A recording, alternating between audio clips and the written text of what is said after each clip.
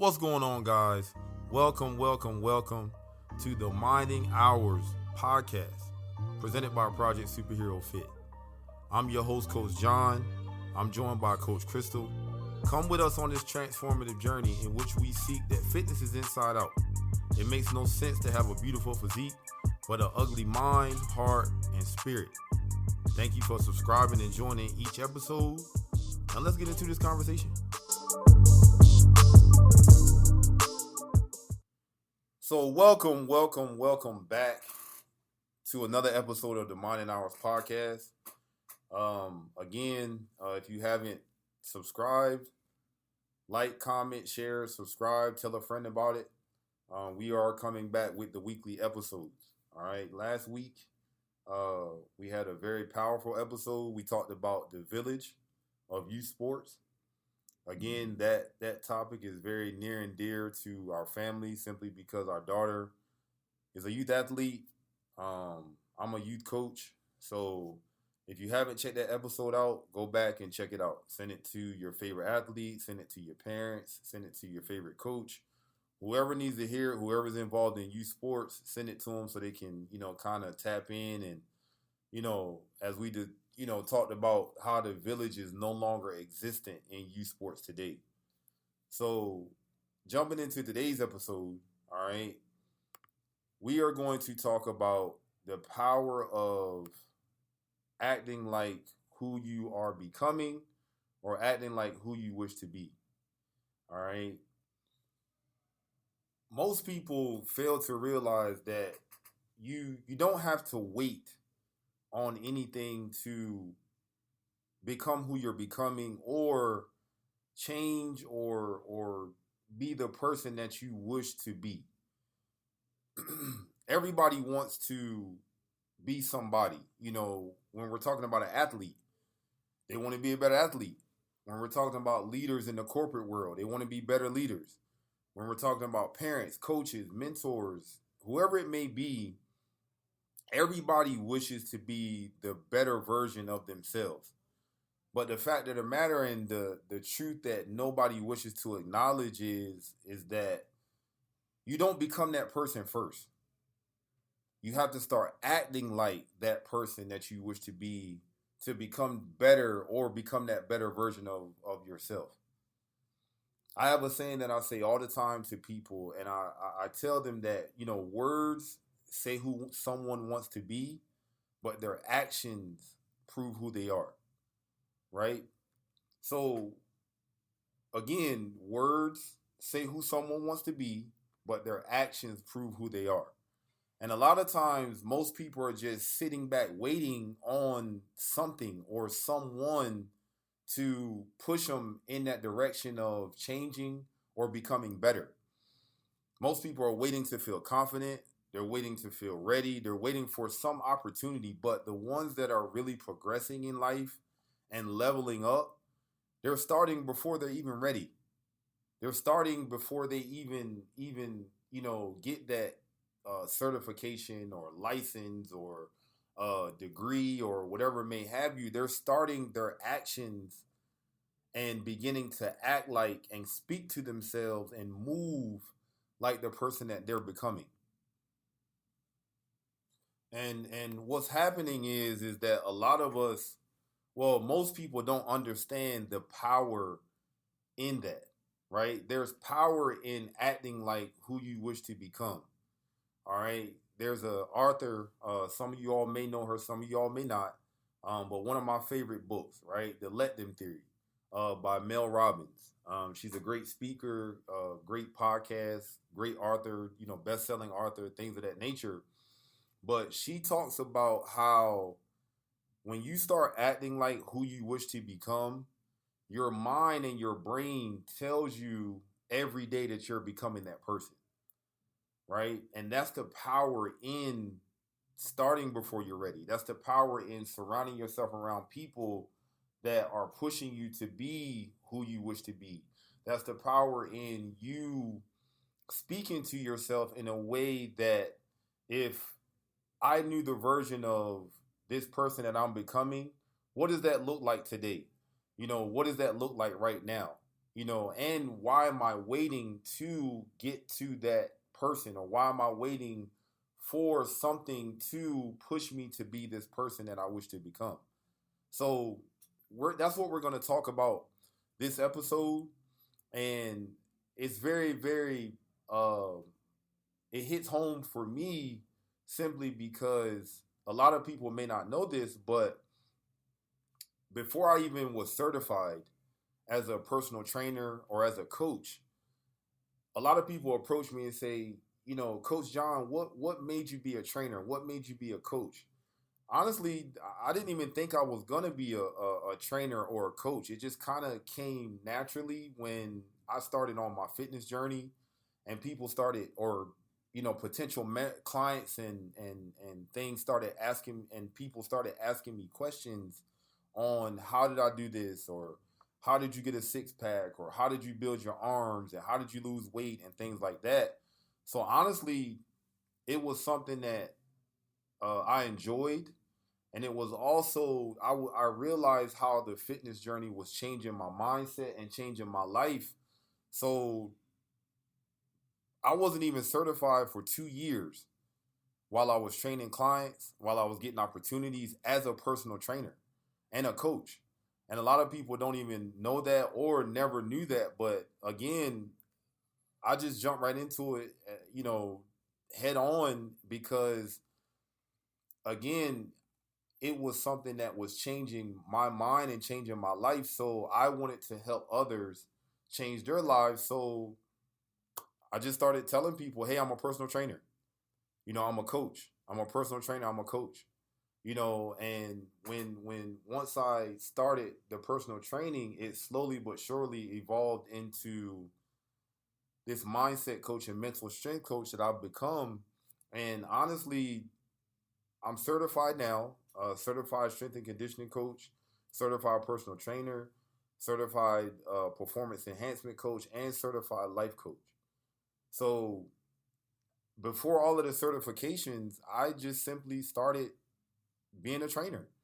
And I really, really started walking around like a trainer. I started researching things. I started giving people advice, and basically just fully diving into being a coach. And look what it's become. It's become a LLC, a successful LLC business. It's become many opportunities. It's become many clients, many lives changed, and just simply because I started before I was ready. So that's why this topic is very personal for me. And I just want to talk about it because of working with, the clients that I work with, the adults, the youth athletes, and everybody that I work with and coach. It's always I'm waiting on something. I'm waiting for this opportunity, or something's holding me back, or I'm not certified. I don't have a license. I don't have a degree. I'm not finished school. No, you need to start moving like the person you're becoming right now. You need to start surrounding yourself around people that are like-minded, or that can support you on your journey and things like that. Because what happens is when you start moving like the person you wish to become, and you start acting like the person you wish to become, it provides clarity. It provides expectations in what you need to do. And also it provides an understanding of, do I really want to pursue this opportunity, or this person, or this profession, or what I'm trying to become? Do I really want to pursue it? And also it gives you clarity in your circle, and those that support you and those that don't support you. So let me break something down for you really quickly. All right. The Your future self is not built on your current behavior. All right. I'll say it again. The person that you wish to be, the goals that you're chasing, your future will never be dictated by you or your current behavior.